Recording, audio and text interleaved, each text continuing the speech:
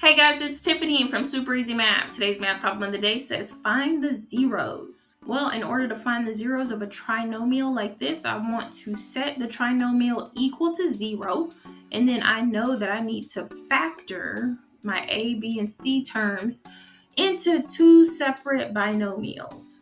Well, typically when you do this, you're going to take your last term, the C value, and you're going to figure out what factors can be multiplied together to get it, but also add together to get your B term. So what I mean by that is I know that my C term is negative 10, and I know that positive 10 times negative 1 can get me that, and I know negative 10 times positive 1 can get me that, and I know 2 times negative 5 can get me that, or negative 2 times positive 5. So any of these combinations can get the negative 10. However, we want to get the combination of those that when added together give you negative 3. So right now with the 10 and the negative 1, that's going to give me 9. So that's not negative 3. The negative 10 and the 1 would give me negative 9. So that's not 3. The 2 and the negative 5, that would give me a negative 3. So that looks right.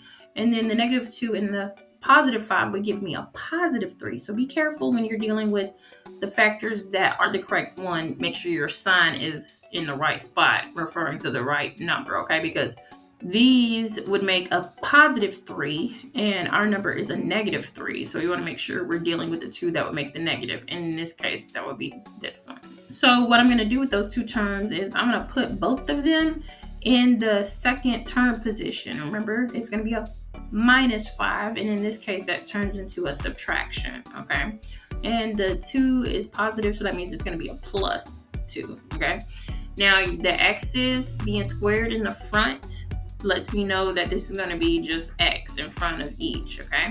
And these are my factors for this problem. Now, because it's asking me to find the zeros, the last step is I know that I need to take these factors and set them equal to 0 and then solve. So this would be minus 2 on both sides. This cancels out and you're left with x equals minus 2. And the same thing is true with the 5, except you're going to add that 5 to both sides, and then you end up with x equals 5. So the zeros here are x equals 5 and x equals negative 2. Here's tomorrow's math problem of the day. See if you can solve it before I do, but don't forget to head over to supereasymath.com where you can click on math videos and you get access to all of my videos where I teach everything in order with notes the way you need it.